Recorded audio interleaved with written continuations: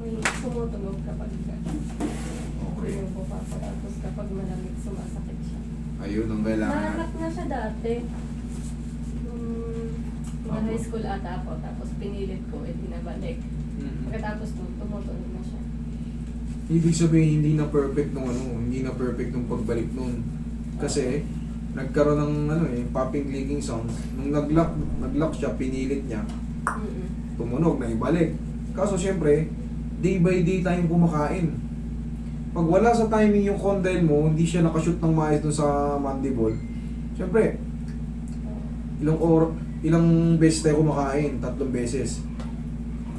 Pag sinama pa natin mga chichirya, hindi lang 3 beses. Kasi kain pa rin yun. Mag-grind ka. Ngayon, syempre, day by day grinding, makain tayo, kumukuskus-kuskus yung mandible natin. Pag nagkukuskusan yun, possible na ma-scratch.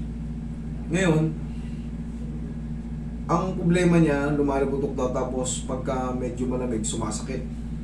Pero pag ganito ka, sara. Iba yung Iba na, no? Diba? Laki na nung laki na nung... Sa akin meron ganyan din, ganyan. Oo. Ma'am, tingnan mo. Kaso, pa lang. Sa'yo naman, tag-tag, mga ganon. tag-tag. No? Pero, may iwasan natin yung pag-lock niyan, ma'am. Kailangan mo lang kontrolin, ganito. Pero for the meantime, baguhin natin ng konti kasi may sumasakit. Dapat kasi yan, sa akin kasi tumutunog lang. Pero, kailangan mo ng pain.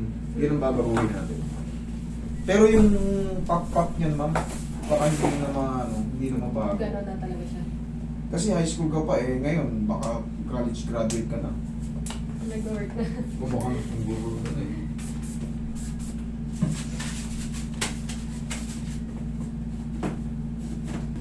Sige, Sara. Okay. Sobrang extend out niya na. Ngayon, kaya alam mo kung bakit mo nababalik. Gas-gas na rin yung ganito mo kasi may sounds din siya rito. Pag pop niya ng gano'n, nag-extend out. Sabay pagbalik nun, naririnig, makakapa ako, may siya rito. Tumatama na rin. Pag-uwi lang natin ang konti yan. Madali lang naman yan. Sige nga ulit. Pop siya. Baba. Yun no. May triple sounds siyang parang sige. Nga. Dahan-dahan, Sara. Sara. Okay, higa ka. Higa ka.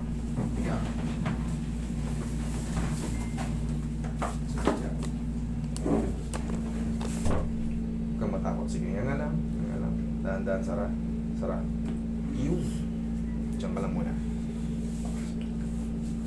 Huwag mo na nga. Sarado mo na. For a while lang, para masanay lang muna yan. Lakas oh. Tapos ngayon, iingatan mo yung paghikab mo.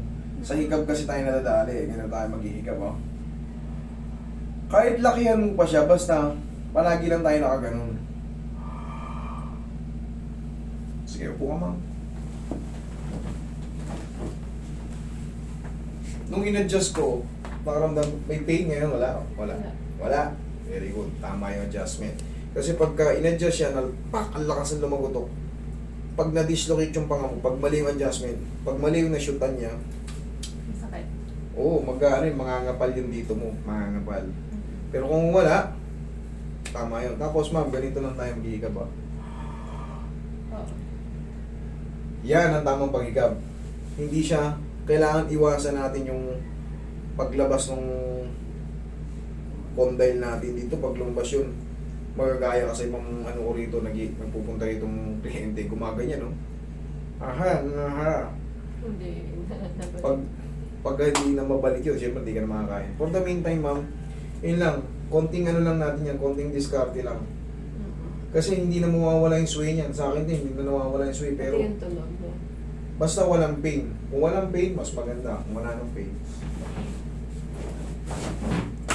Masalis natin din yung sa jawline.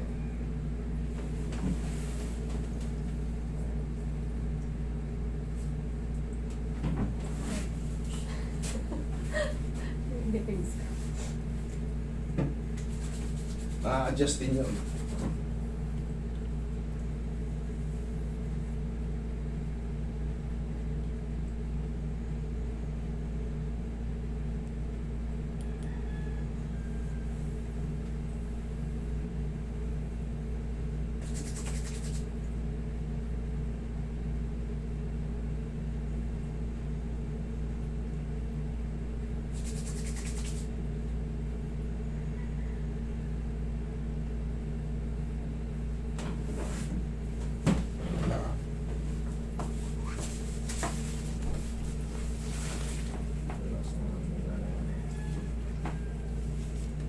wait. Huwag mo sundan, ako lang.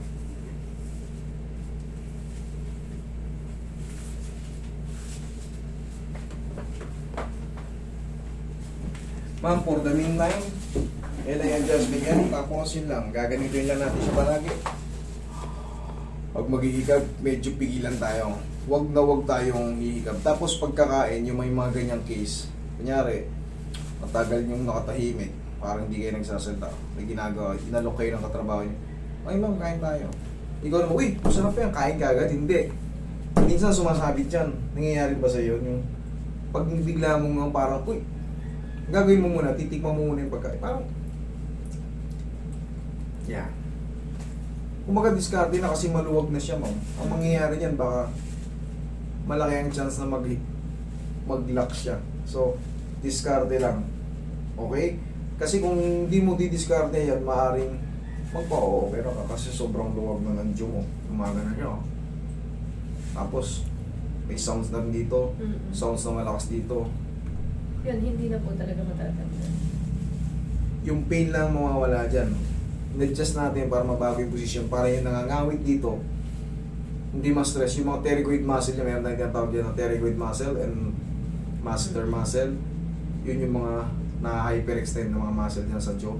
So pag na-hyperextend yun, pag kumakain ka, makakairita, nangangawit siya. Pag nangangawit siya, iganito mo lang siya, pag nangangawit siya, ganun mo lang. Oh. Lakihan mo lang, hindi mo na siyang diin, gano'n. Kasi pilit mo ng inga nga ng malaki, magpapap yun. Tapos, okay na ulit yun. Okay? Okay po. Thank you.